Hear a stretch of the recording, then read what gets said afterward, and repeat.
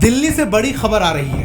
कांग्रेस नेता प्रियंका गांधी वाड्रा अपने पति रॉबर्ट वाड्रा के साथ प्रवर्तन निदेशालय के दफ्तर पहुंची। यह पहला मौका है जब प्रियंका गांधी वाड्रा सार्वजनिक रूप से रॉबर्ट वाड्रा के साथ ईडी कार्यालय पहुंची।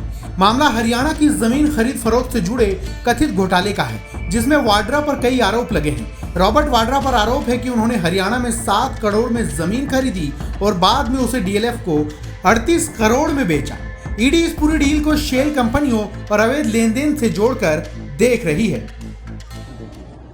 देखिए, एजेंसी का दोबारा समन आया है। मैं हैरान था क्योंकि जिस विषय में मुझे बुलाया है इसके सवाल ऑलरेडी हमने 2019 में दिए हैं।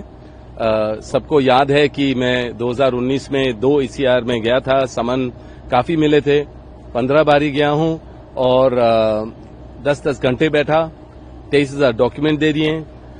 एजेंसियों ने रेड वगैरह किया, जो भी करना था। उस टाइम मुझे याद है कि दिसंबर 7 को 2018 में राजस्थान में इलेक्शन था, तो उस टाइम भी मेरे दफ्तर में रेड किया।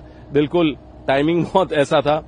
और फिर 2019 में जनरल इलेक्शन था, उस टाइम मेरे को वहां बुलाया और जो भी सवाल थे उसके सारे जितने भी इशू थे सारे मैंने जवाब दिए। अब फिर से मुझे समन किया गया है।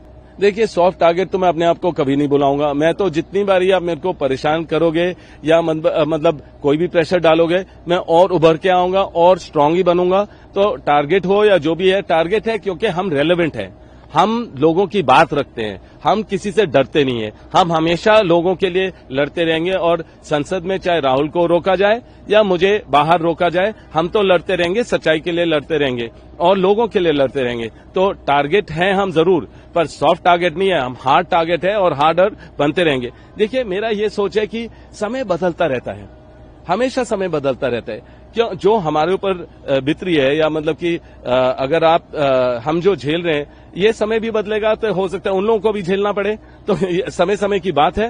तो मेरा ये है कि मैं जरूर जाऊंगा, अभी भी मैं एजेंसियों के पास जाऊंगा, जो भी सवाल हैं पूरे जवाब दूंगा। मेरे को किसी चीज की डर नहीं है, कोई चीज छुपी नहीं है। आपको जब इसकी कार्रवाई हुई थी हरियाणा में और वहां के जो भी एडमिनिस्ट्रेशन है उन्होंने पूरी कार्रवाई की, उन्होंने देखा कि कोई भी रॉन्ग डूइंग नहीं थी और एडमिनिस्ट्रेशन ने पूरा देखा। और आप देखेंगे कि खट्टर जी ने खुद मुझे क्लीन चिट दिए हैं इसी विषय में, जिस विषय में बात कर रहा हूं वहां से ऑलरेडी क्लीन चिट 2 बारी मिल चुका है।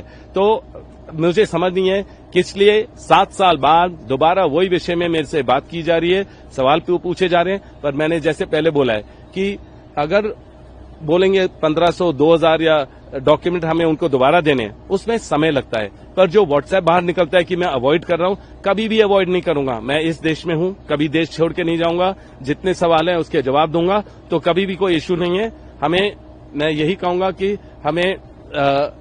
मैं यहाँ पूरा स्ट्रांग हूं, मैं सारे जवाब दूंगा और मेरे को कोई इश्यू नहीं है। तो जितने भी एजेंसियों को इस्तेमाल करना है करते रहें। प्रभातखबर.com, विश्वास वही, रफ्तार नहीं।